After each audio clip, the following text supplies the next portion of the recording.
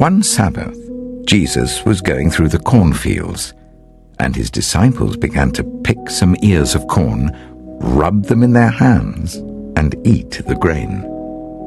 Some of the Pharisees asked, "Why are you doing what is unlawful on the Sabbath?"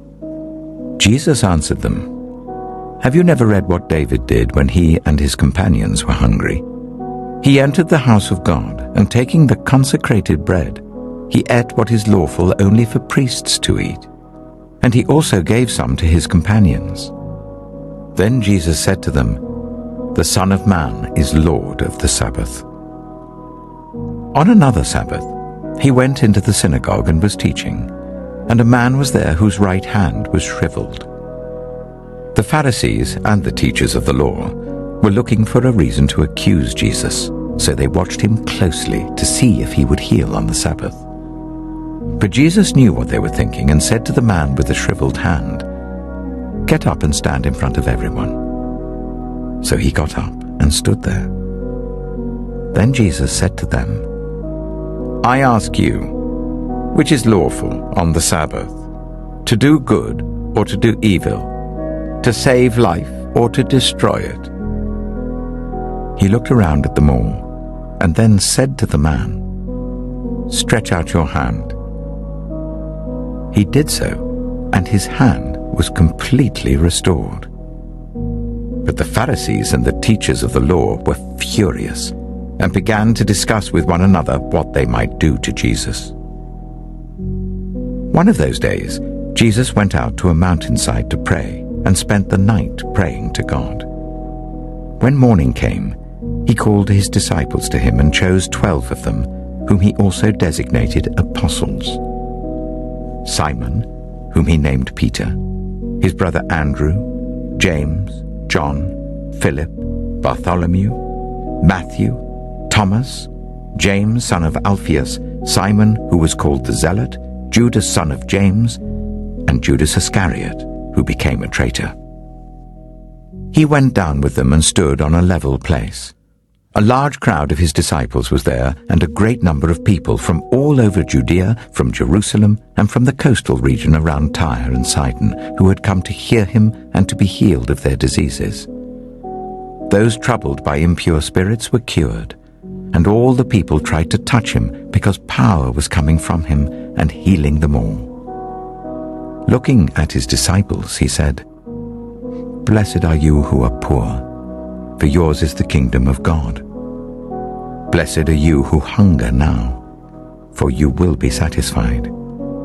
Blessed are you who weep now, for you will laugh.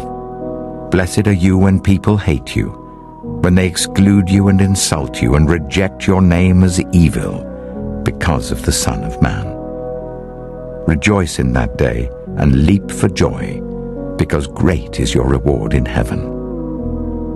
For that is how their ancestors treated the prophets. But woe to you who are rich, for you have already received your comfort. Woe to you who are well fed now, for you will go hungry. Woe to you who laugh now, for you will mourn and weep. Woe to you when everyone speaks well of you, for that is how their ancestors treated the false prophets. But to you who are listening, I say, love your enemies, do good to those who hate you, bless those who curse you, pray for those who ill-treat you. If someone slaps you on one cheek, turn to them the other also. If someone takes your coat, do not withhold your shirt from them. Give to everyone who asks you, and if anyone takes what belongs to you, do not demand it back. Do to others as you would have them do to you. If you love those who love you, what credit is that to you? Even sinners love those who love them. And if you do good to those who are good to you, what credit is that to you? Even sinners do that. And if you lend to those from whom you expect repayment, what credit is that to you? Even sinners lend to sinners expecting to be repaid in full. But love your enemies. Do good to them and lend to them without expecting to get anything back. Then your reward will be great, and you will be children of the Most High, because he is kind to the ungrateful and wicked. Be merciful, just as your Father is merciful. Do not judge, and you will not be judged. Do not condemn, and you will not be condemned. Forgive, and you will be forgiven. Give, and it will be given to you. A good measure, pressed down, shaken together and running over, will be poured into your lap. For with the measure you use, it will be measured to you. He also told them this parable. Can the blind lead the blind? Will they not both fall into a pit? The student is not above the teacher, but everyone who is fully trained will be like their teacher. Why do you look at the speck of sawdust in your brother's eye and pay no attention to the plank in your own eye? How can you say to your brother, "Brother, let me take the speck out of your eye," when you yourself fail to see the plank in your own eye? You hypocrite! First take the plank out of your eye, and then you will see clearly to remove the speck from your brother's eye. No good tree bears bad fruit, nor does a bad tree bear good fruit. Each tree is recognized by its own fruit. People do not pick figs from thorn bushes or grapes from briars.